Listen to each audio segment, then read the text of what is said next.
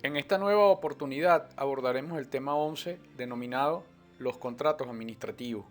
Es necesario destacar que este tema da inicio a la unidad 5 del programa de nuestra asignatura, donde se analizará la actividad administrativa especial.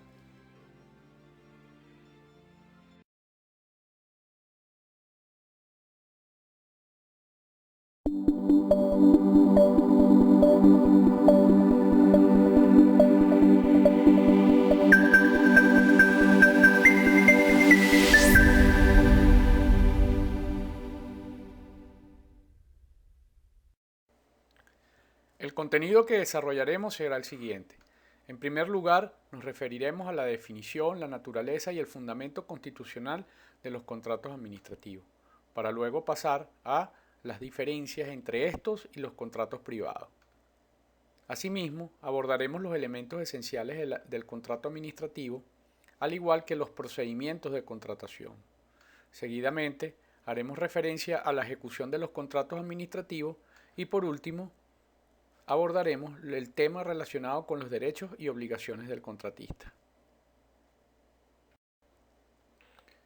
En la jurisprudencia administrativa venezolana es un hecho uniformemente aceptado que el Estado y concretamente la Administración Pública Nacional, Estatal o Municipal puede celebrar contratos para el desarrollo de sus múltiples actividades.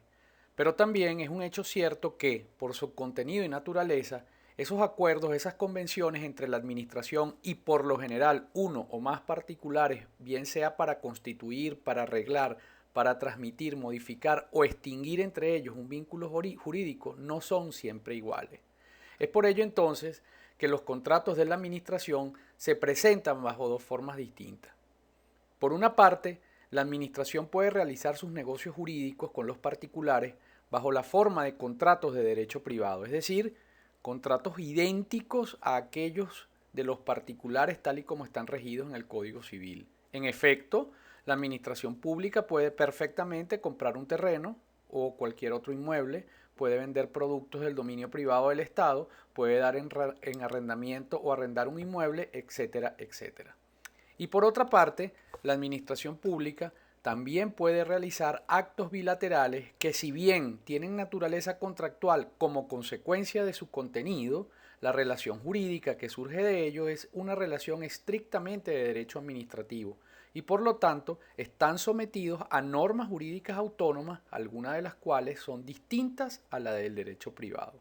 Estos contratos forman dentro de los contratos de la administración la categoría particular de los contratos administrativos y son básicamente a los cuales nos referiremos en este tema.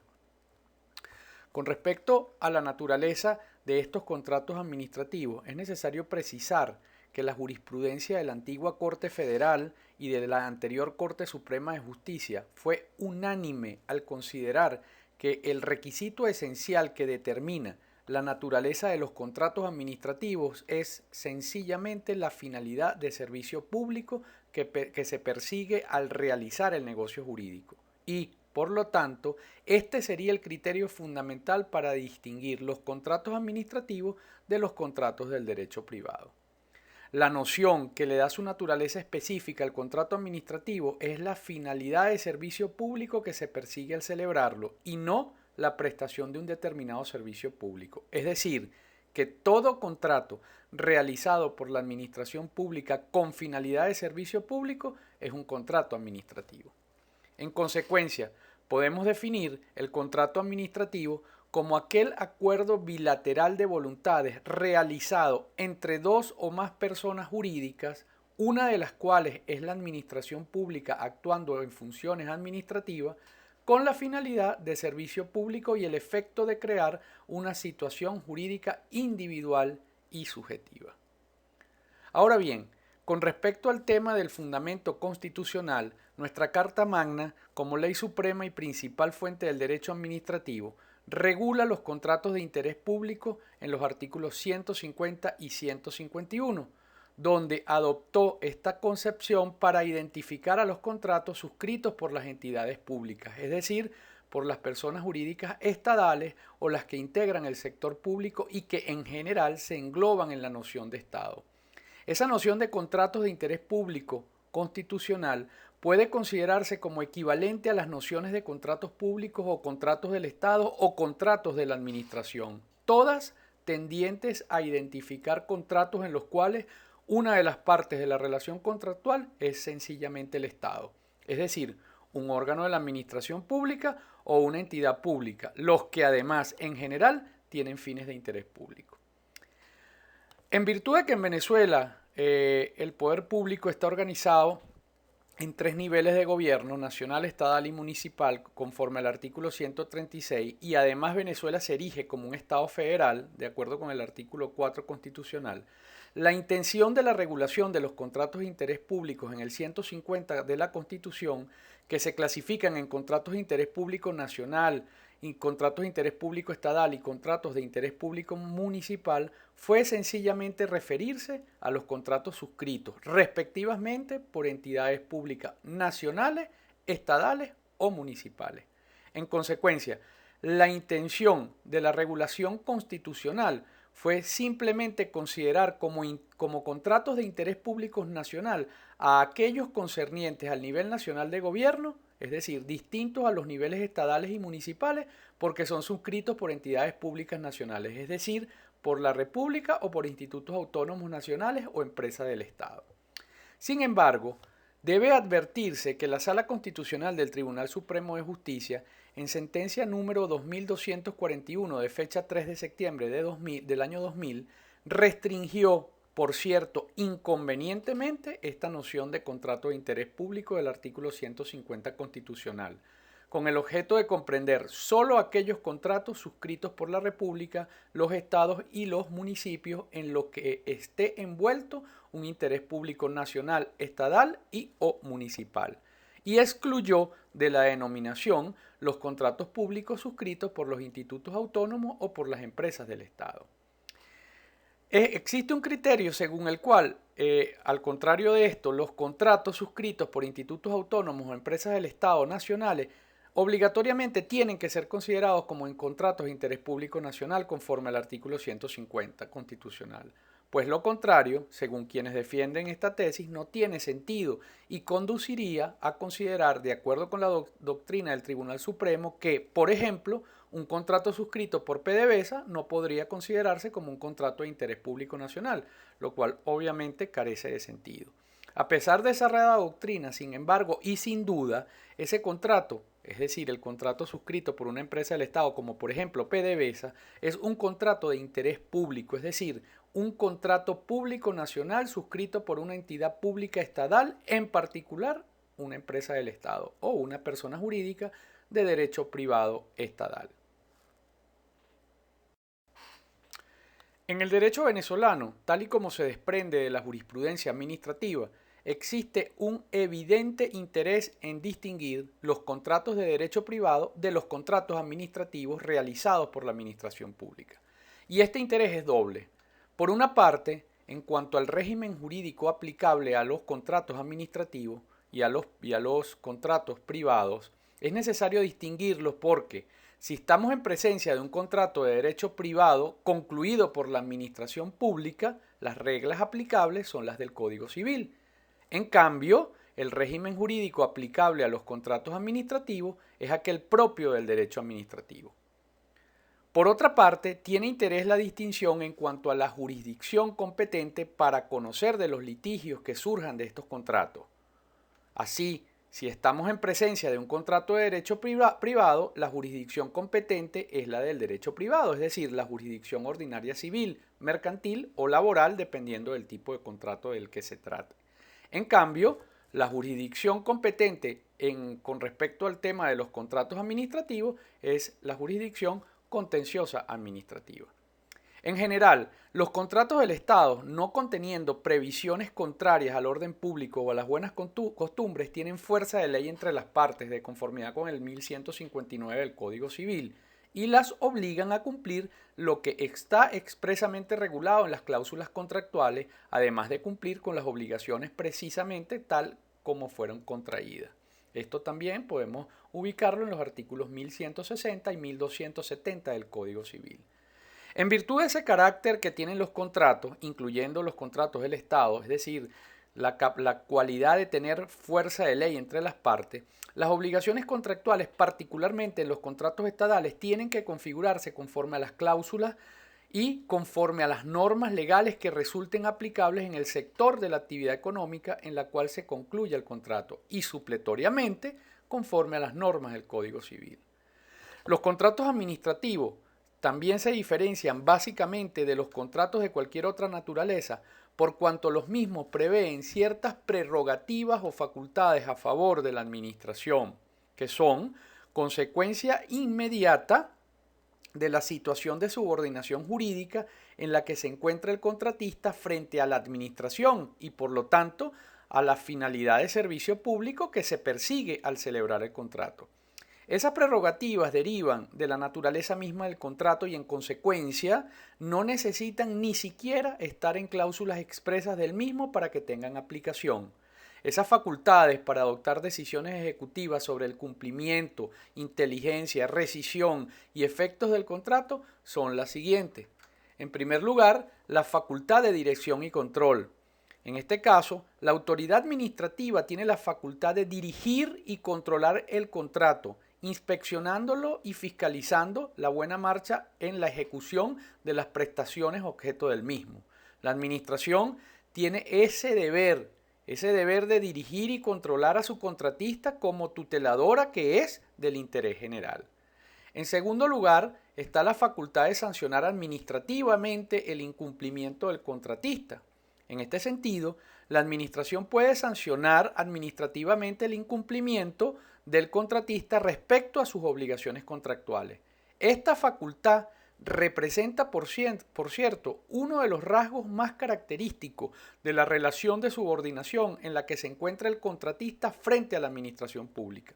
Las sanciones que puede imponer el Estado en este sentido o en este particular pueden ser pecuniarias o coercitivas.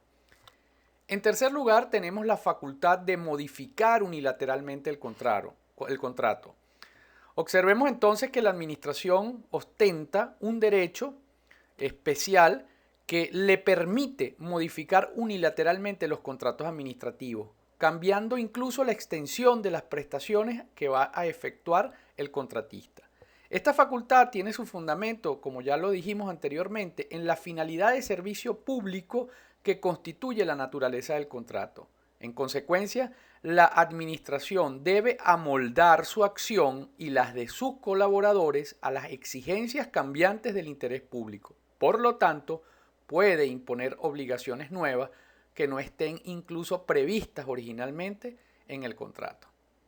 En cuarto lugar, tenemos la facultad de rescisión unilateral del contrato.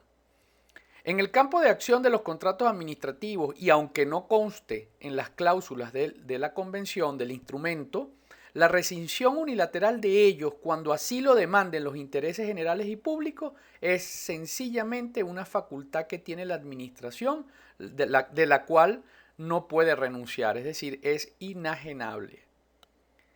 Por cuanto en ellos va envuelto el interés general.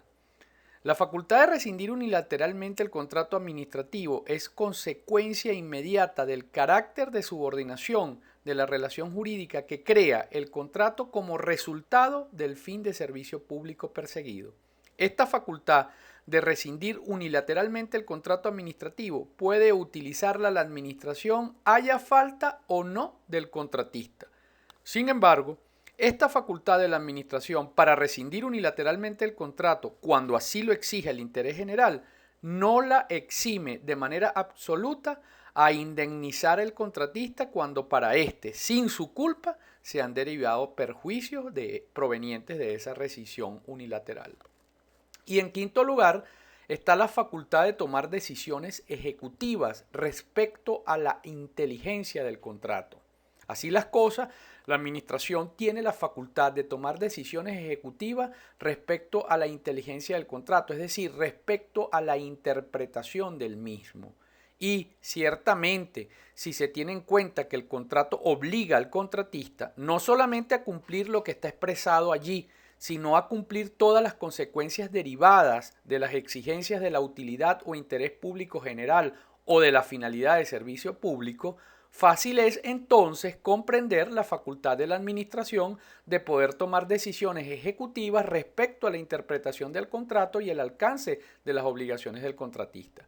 En este caso, también esta facultad es una consecuencia de la facultad de modificación unilateral del contrato por parte de la administración pública. Con respecto al tema o al punto de los elementos esenciales del contrato administrativo, el primero de ellos indudablemente es el elemento subjetivo. Este constituiría en consecuencia el elemento esencial del contrato administrativo, que no es otro que la participación en la relación jurídica de la administración pública como parte y actuando como tal. Es decir, que para que un contrato pueda ser calificado de administrativo, una de las partes en la relación jurídica contractual debe ser una autoridad pública actuando con funciones administrativas.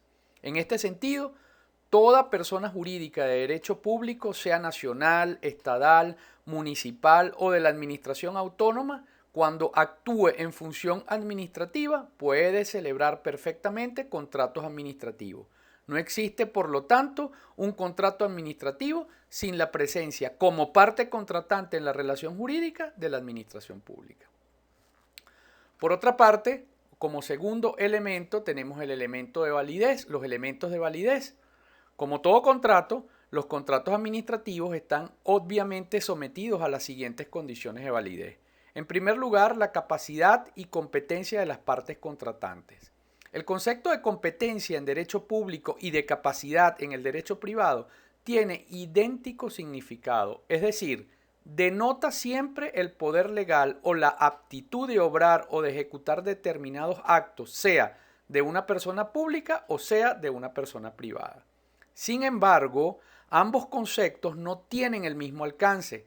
En derecho privado, la capacidad es la regla y la incapacidad es la excepción.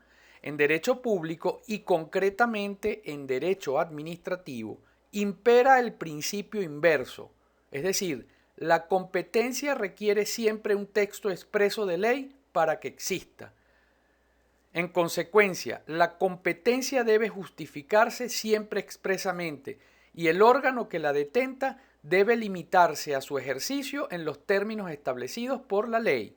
La autoridad pública contratante debe tener competencia legal para ello, por razón de la materia, del territorio, del tiempo, del grado jerárquico y según los poderes legales que le son atribuidos para concluir el contrato. Por ello, el Estado no reconoce otras obligaciones que aquellas contraídas por órganos legítimos del poder público de acuerdo con las leyes. Por otra parte, la capacidad del particular contratista de la administración está regida por el derecho común y por lo tanto pueden contratar todas las personas que no estuvieran declaradas incapaces por la ley. Además de la capacidad, la ley exige el cumplimiento por parte del contratista de ciertos requisitos necesarios para poder contratar y uno de ellos es la solvencia del contratista en cuanto a sus obligaciones fiscales. El segundo elemento de validez es el consentimiento. Como todo contrato, el contrato administrativo es un acuerdo de voluntades, una convención entre dos o más personas jurídicas y, por lo tanto, la necesidad del consentimiento entre las partes es una condición requerida para la existencia del contrato mismo más que para su validez. La ausencia de consentimiento conlleva a la inexistencia del contrato.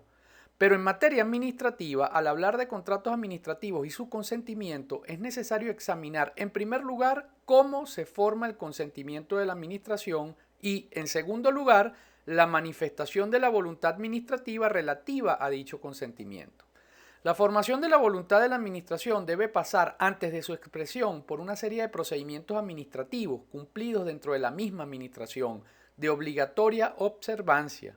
Una vez que se ha formado la voluntad de la administración, la manifestación de esa voluntad debe ser siempre expresa, sea por la firma del contrato o por la publicación de la ley aprobatoria en la Gaceta Oficial. En los contratos administrativos, como en cualquier contrato, el consentimiento de las partes para que sea válido debe carecer de vicios. Por ello, otra de las condiciones de validez de los contratos administrativos es la ausencia de vicios del consentimiento por error, bien sea excusable de hecho o de derecho, por dolo y o por violencia. En esta materia, los principios generales del derecho elaborados por la doctrina civilista son aplicables a los contratos administrativos. Acá yo recomiendo leer los artículos 1146 y siguientes del Código Civil. El tercer elemento de validez es el objeto. El objeto de los contratos administrativos debe ser posible, lícito, determinado o determinable, es decir, que los mismos principios de la teoría privatista sobre los requisitos del objeto del contrato también son aplicables en su esencia a los contratos administrativos. Debido a la finalidad de servicio público que persigue la administración al celebrar los contratos administrativos, el objeto de los mismos debe ser una prestación de utilidad pública o de interés general. Esta prestación puede ser de dar, de hacer o de no hacer. Y en cuarto lugar está la causa. En la misma forma que en el derecho privado, en los contratos administrativos, la obligación sin causa o fundada en una causa falsa o ilícita no tiene ningún efecto, pues en los contratos administrativos también es una de las condiciones requeridas para la existencia del mismo. Por lo tanto, cuando la causa es ilícita, es decir, contraria a la ley, a las buenas costumbres o al orden público, el contrato es inexistente y las obligaciones que contienen no producen ningún efecto.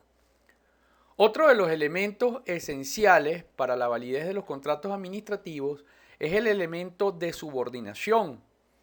En este sentido, en los contratos administrativos existe una relación de subordinación del contratante con respecto a la administración pública. El particular, contratante o contratista de la administración, por un acto de propia voluntad, contrata, con ella y se sitúa en la relación jurídica en un plano de subordinación. Esta subordinación o desigualdad jurídica no es arbitraria ni deriva del poder o de la autoridad que tiene la administración. Tiene, por el contrario, su origen en la desigualdad de fines de los entes contratantes. El contratista de la administración persigue evidentemente un fin económico privado. La administración, en cambio, vela por el interés público, por las necesidades colectivas y persigue una finalidad de servicio público. El fundamento, pues, de esta desigualdad jurídica, de esta subordinación del particular frente a la administración, no es otro que el fin público o la finalidad de servicio público con la cual contrata la administración. Y por último, tenemos el régimen aplicable. Y en este caso, este régimen no puede ser otro que las normas del derecho administrativo. En consecuencia, el contrato administrativo no puede regirse íntegramente por el derecho privado, es decir, por el derecho regulador de relaciones entre particulares y de intereses privados. Necesita, por el contrario, y en vista de esa finalidad de servicio público que tiene en cuenta al concluirlo, un régimen jurídico propio, exorbitante o derogatorio del derecho común. Y ese régimen no es otro que un régimen de derecho público.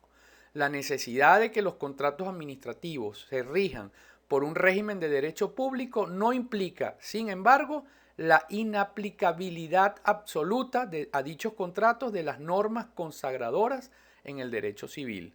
Al contrario, la elaboración de la teoría civilista de los contratos es perfectamente aplicable a los contratos administrativos. Sin embargo, hay ciertas excepciones, fundamentalmente con respecto a los efectos del contrato administrativo, en cuyo campo es donde más se manifiesta el imperio del derecho público, así como en la presencia expresa o tácita en todo contrato administrativo de aquellas cláusulas denominadas exorbitantes del derecho común, es decir, cláusulas que no podrían encontrarse en un contrato de derecho privado y que muchas veces derogan incluso principios tradicionales de la contratación civil. En cuanto a los procedimientos de contratación, lo primero que debemos mencionar es que la administración pública está limitada principalmente al momento de la escogencia del contratista. Es decir, la administración no siempre es libre de escoger a su contratista. Quizás en los contratos administrativos donde el carácter intuito personae tiene gran importancia, se deje mayor libertad a la administración de escogerlo.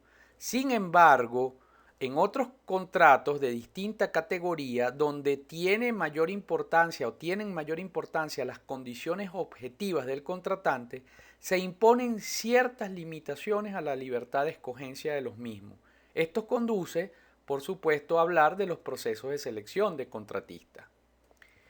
En el esquema clásico del contrato de derecho civil, las partes elaboran de común acuerdo y en base al principio de autonomía de la voluntad las cláusulas del contrato, en el libre acuerdo, en la libre discusión de una oferta y una demanda, formuladas por ambos contratuantes, situados todos en planos idénticos. En la práctica, esta discusión tiende a desaparecer en muchos casos, sobre todo cuando la potencialidad económica producida por la acumulación de grandes riquezas en manos de una sola persona jurídica trae como consecuencia la elaboración de un tipo especial de contrato cuyas cláusulas son redactadas exclusivamente por uno de los contratistas y aceptada por el otro en su totalidad, sin que fuera posible ninguna discusión o deliberación. Esto es lo que se conoce como los contratos de adhesión, donde una de las partes expresa cuáles son las condiciones de la contratación y la otra sencillamente decide si se acoge o no a esas condiciones que le está imponiendo la parte.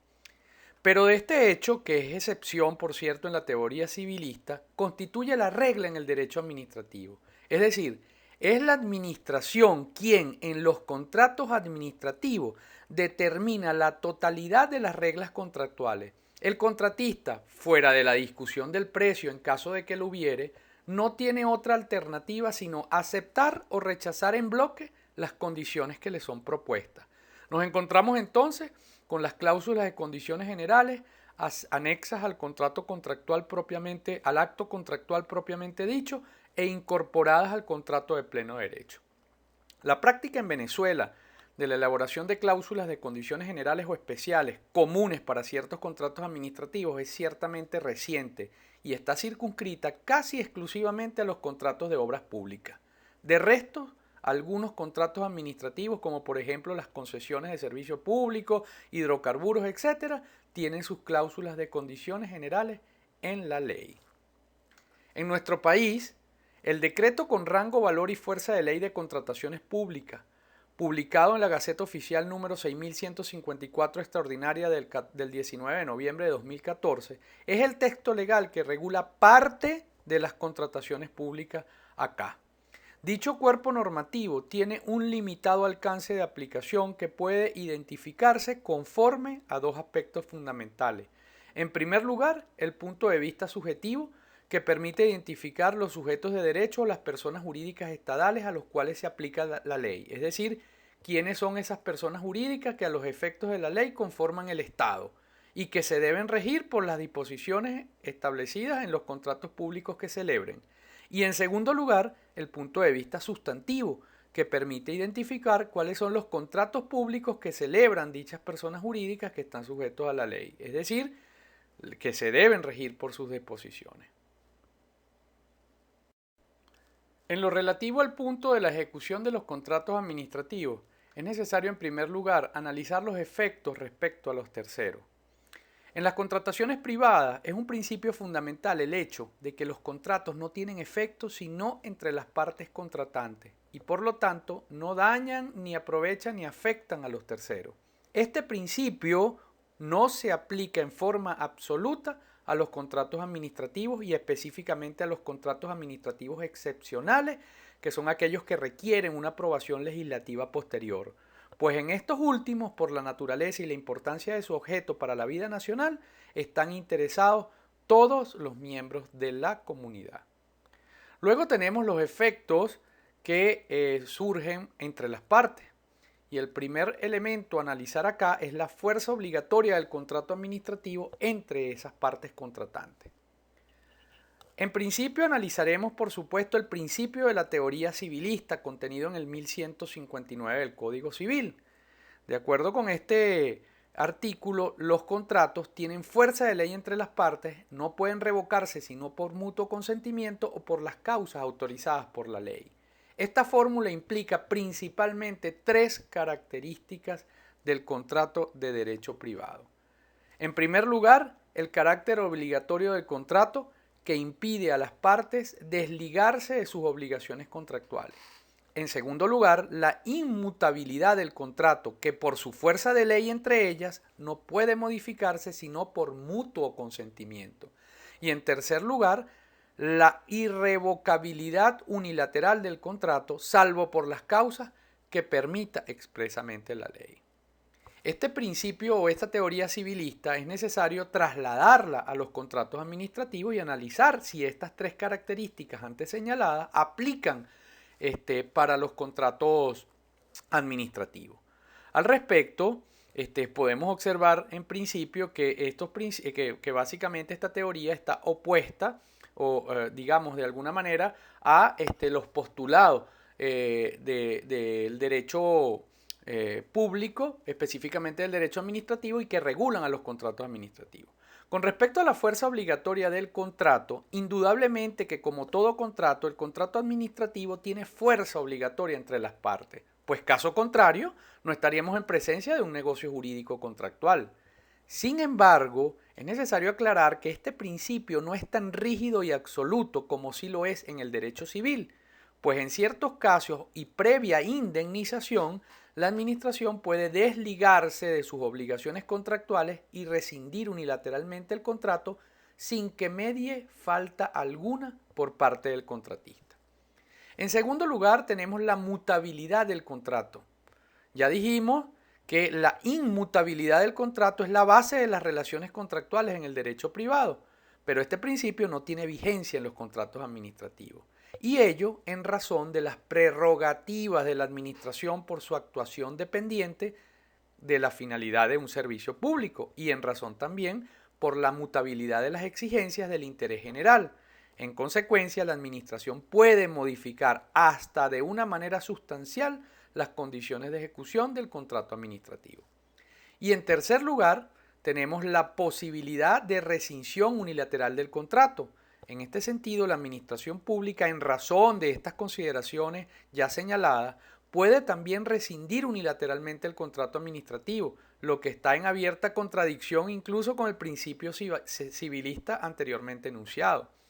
Estas características ponen de relieve una vez más la importancia del régimen jurídico propio de derecho público de los contratos administrativos derivado de su misma naturaleza y de la finalidad que con su contratación se persigue. Por último, tenemos lo relativo a las prerrogativas de la administración, que ya lo analizamos, y en este sentido, la jurisprudencia de manera categórica ha sostenido la existencia en los contratos administrativos de ciertas prerrogativas, las cuales son consecuencia inmediata de la situación de subordinación jurídica en la que se encuentra el contratista respecto a la administración. Ya eso lo analizamos anteriormente.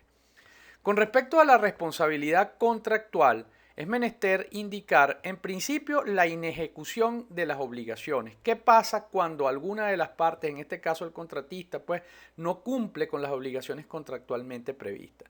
En primer lugar tenemos el punto relativo a los daños y perjuicios. El cumplimiento inexacto de las obligaciones contractuales, la inejecución de dichas obligaciones o incluso el retardo en la ejecución de las mismas le genera al contratista incumplidor la responsabilidad por daños y perjuicios y el derecho por parte del contratante cumplidor de exigir judicialmente dicha responsabilidad. Esta es la aplicación de las normas fundamentales del Código Civil. En el caso de no ejecución de la obligación de hacer por parte del contratista, por ejemplo en los contratos de obra pública, la administración puede ejecutarla ella misma o hacer ejecutar los daños y perjuicios a costa del contratista administrativamente. Si el contratista lo que incumple es una obligación de no hacer, por el solo hecho de la contravención, queda responsable de pagar los daños y perjuicios que su incumplimiento cause a la administración. La administración, por su parte, como su obligación generalmente es la entrega de cantidades de dinero, solo es responsable del pago del interés legal por inejecución o retardo en la ejecución de su obligación desde el día en que se constituye en mora, es decir, desde el vencimiento del plazo si se ha estipulado o desde el requerimiento que le haga el contratista. Con respecto al monto de los daños y perjuicios, Estos en todo caso no deben extenderse sino a los que son consecuencia inmediata y directa de la falta de cumplimiento de las obligaciones. Para aquellos casos donde no haya dolo en el incumplimiento de la obligación, el incumplidor no queda obligado sino por los daños y perjuicios que hayan podido preverse al momento de la celebración del contrato. En estos casos, la autoridad judicial competente deberá fijar el monto de los daños y perjuicios. Sin embargo, es necesario destacar que las partes pueden, en el momento de la conclusión del contrato, prever ese monto de los daños y perjuicios, en cuyo caso se estaría entonces en presencia de una obligación con cláusula penal. Y esta cláusula no es otra cosa que la compensación de los daños y perjuicios causados por la inejecución de la obligación. En esta forma, las partes fijan de antemano la indemnización que debe pagarse a título de daños y perjuicios por cualquier infracción de las cláusulas contractuales. Con ello, se libera al actor de la obligación de probar los daños sufridos y su valor en dinero. Por su parte, el infractor sabe anticipadamente a cuánto alcanza la indemnización que debe, sin exponerse a un pago exagerado superior a los recursos de que dispone. Pero en todo caso, la cláusula penal debe ser expresa, no puede nunca presumirse. Si las partes no han hecho por esa vía la fijación de los daños y perjuicios a falta de acuerdo entre las partes, corresponderá entonces hacerlo al juez del contrato, que en los contratos administrativos es aquel juez competente en materia contenciosa administrativa. Luego tenemos las causas eximentes de responsabilidad. En este sentido, el contratista no está obligado a pagar daños y perjuicios cuando, a consecuencia de un caso fortuito o de fuerza mayor, ha dejado de dar, hacer aquello a lo que estaba obligado o ha ejecutado lo que estaba prohibido. Esta es la aplicación de la teoría de las causas eximentes de responsabilidad contractual del derecho privado. En todo caso, el que pretende liberarse de su obligación de pagar daños y perjuicios basando su incumplimiento en una causa extraña o ajena que no le es imputable, debe probarla. A ese le corresponderá la carga de la prueba. El caso fortuito o la fuerza mayor, tal como lo define la jurisprudencia del derecho privado, es aquel acontecimiento extraño a la voluntad de las partes, imprevisible, que impide de manera absoluta la ejecución de las obligaciones contractuales. Esta misma noción también es aplicada al derecho administrativo, y en base a ella la administración y su contratista pueden liberarse de su obligación de pagar daños y perjuicios probando bien el caso fortuito o la fuerza mayor. Sin embargo, en dicha prueba es imprescindible y rigurosa la constatación cierta del hecho externo, imprevisible e irresistible que constituye la causa eximente de responsabilidad. Y por último tenemos la resolución judicial del contrato. En todo caso, y fuera de la rescisión unilateral del contrato por parte de la administración, ella misma o su contratista pueden incluso pedir judicialmente la resolución del contrato cuando la otra parte no ha ejecutado sus obligaciones con los daños, por supuesto, y perjuicios a que hubiere lugar. Esta facultad se revela más en beneficio del contratista de la administración que de ella misma por el poder de rescisión unilateral que ya tiene, pues. Por ello, el contratista de la administración puede perfectamente pedir judicialmente la resolución del contrato administrativo con demanda incluso de daños y perjuicios cuando ha habido incumplimiento por parte de la administración en sus obligaciones. Ya para finalizar, nos referiremos a los derechos y obligaciones del contratista. En este sentido, el contratista tiene derecho, en primer lugar, al equilibrio financiero del contrato. El contratista de la administración, además del derecho obvio a su contraprestación económica, tiene un derecho inherente al contrato y no es otro que el equilibrio financiero del mismo, es decir, la inmutabilidad de la ecuación económica del contrato cuando ese cambio le cause perjuicio, sea que la modificación provenga de un acto de la propia administración pública, de modificación o rescisión sin culpa del contratista, o sea, de modificación surgida en la ecuación económica proveniente de hechos ajenos a la voluntad de las partes contratantes. Este derecho a la inmutabilidad de la ecuación económica del contrato se materializa en un derecho por parte del contratista a recibir una indemnización de la administración.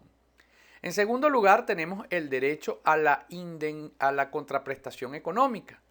El régimen de la remuneración contractual en los contratos administrativos es semejante al de los contratos de derecho privado, es decir, en principio, si el contratista tiene la obligación de ejecutar las prestaciones a que se ha obligado en el contrato, la administración también está obligada a remunerar al contratista por su cumplimiento. En tercer lugar, tenemos el derecho a las indemnizaciones por ruptura de la ecuación financiera del contrato. Los poderes o prerrogativas de la administración en la ejecución del contrato administrativo, que constituye, por cierto, normas exorbitantes del derecho común, tienen su contrapartida en el régimen jurídico de los contratos administrativos, en el derecho del contratista de la administración a percibir una indemnización de la propia administración cuando sin su culpa se ha producido un desajuste en esa ecuación económica del contrato. Por lo tanto, el derecho de indemnización tiene su fundamento en la equidad y en las prerrogativas de la administración en la ejecución del contrato. Ahora bien, el desajuste o ruptura de la ecuación económica o del equilibrio financiero del contrato puede provenir fundamentalmente de las modificaciones unilaterales al contrato que son o pueden ser realizadas por la administración o de la rescisión unilateral del contrato que puede ser practicada también por la administración y o de hechos ajenos a las partes contratantes. En tercer lugar, el contratista tiene derecho a una indemnización derivada de las modificaciones unilaterales del contrato. Esto es lo que se conoce como el alea administrativo. La extrema flexibilidad que caracteriza los contratos administrativos en relación con la facultad de la administración para introducir en ellos modificaciones cuando así lo exige el interés general, no la exime de una manera absoluta a indemnizar al contratista cuando para éste, dada la naturaleza de las modificaciones introducidas, se ha llegado a una alteración sustancial del contrato y desde luego a un cambio sensible de la ecuación económica del mismo. La indemnización en estos casos se hace conforme con la justicia y la equidad. Por lo tanto, para que sea posible la indemnización en los casos de modificación unilateral del contrato por parte de la administración, esa modificación debe ser introducida en forma unilateral por la administración contratante. No debe, además, ser impuesta como sanción al contratista por su culpa en el incumplimiento de sus obligaciones y debe ser sustancial, es decir, debe modificar sensiblemente el equilibrio financiero del contrato haciéndolo más oneroso de lo previsto. En estos casos, generalmente la modificación consiste en la imposición de nuevas obligaciones o la agravación de las que ya estaban previstas a cargo del contratista. También tenemos el derecho de indemnización derivado de la rescisión unilateral del contrato. Y con respecto a esta facultad de la administración para rescindir administrativamente el contrato administrativo cuando así lo exige el interés general, cabe destacar que ese poder no la exime a la administración de manera absoluta de indemnizar al contratista cuando para éste, sin su culpa, también se han derivado perjuicios por esa rescisión unilateral. Sin embargo, este derecho del contratista a percibir una indemnización está sometido a las siguientes condiciones: que la rescisión sea pronunciada unilateralmente por la administración en ausencia total de culpa por parte del contratista, es decir, que sea pronunciada no como una sanción, sino en razón del interés público y que esa rescisión produzca además perjuicios evidentes para el contratista. Procesalmente, sin embargo, la administración tiene la carga de la prueba si pretende liberarse de su obligación de indemnizar, es decir, la administración debe pagar siempre la indemnización a menos que pruebe que hubo culpa por parte del contratista. Y por último tenemos el derecho de indemnización derivado de la presencia en la ejecución de hechos ajenos a la voluntad de las partes. Esto es lo que se conoce como el alea económico. El derecho a indemnización surge para el contratista no solo por una acción de la administración en base a sus prerrogativas, sino también por la presencia en la ejecución del contrato de hechos o actos jurídicos ajenos a la voluntad de las partes y que afecten la ecuación económica del contrato. Estos hechos constituyen el alea económico del contrato y pueden ser o un acto de la autoridad pública distinta de la administración o lo que se ha llamado la teoría de la imprevisión o de los riesgos imprevisibles, que por cierto es distinta al caso fortuito o la fuerza mayor. En consecuencia, cuando la utilidad que el contratista debe percibir calculada razonablemente no se produce en razón de circunstancias ajenas totalmente al contratista, provenientes de hechos extraordinarios que no pudieron razonablemente preverse y que tornan excesivamente más oneroso el contrato y el cumplimiento de las obligaciones que él impone, el contratista tiene en consecuencia derecho en justicia y equidad al reajuste de las tarifas o del precio pactado o al pago en su defecto de una indemnización por parte de la administración que cubra ese descalabro económico en todo lo que puede exceder de la situación normal y previsible del contrato, que el cual generalmente es de tracto sucesivo. Frente a los derechos del contratista tenemos por supuesto las obligaciones, y en este caso el contratista tiene en primer lugar la obligación de ejecutar personal y diligentemente las cláusulas contractuales. En este sentido, los contratos administrativos son casi siempre ejecutados intuito personae y por lo tanto, en principio, el contratista debe ejecutar personalmente su obligación. El contratista de la administración tiene la obligación de ejecutar obviamente esas obligaciones a su cargo tal y como han sido contraídas y además debe hacerlo personalmente y de buena fe.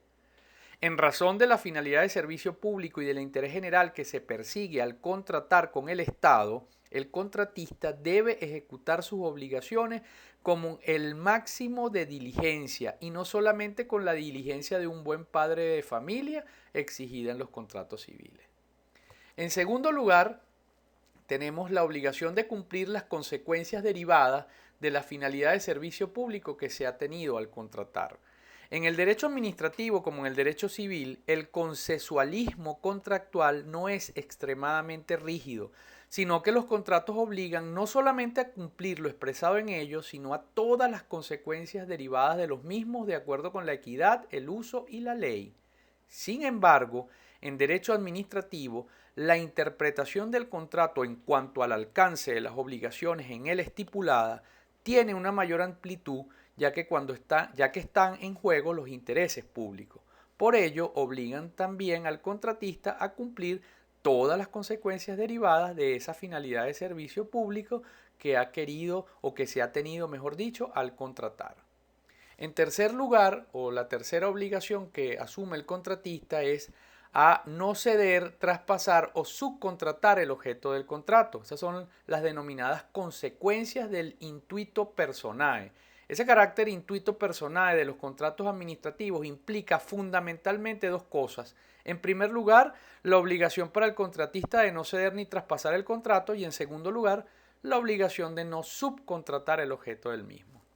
Y por último, con respecto a las obligaciones del contratista, tenemos pues la obligación de presentar las garantías requeridas para el cumplimiento de sus obligaciones.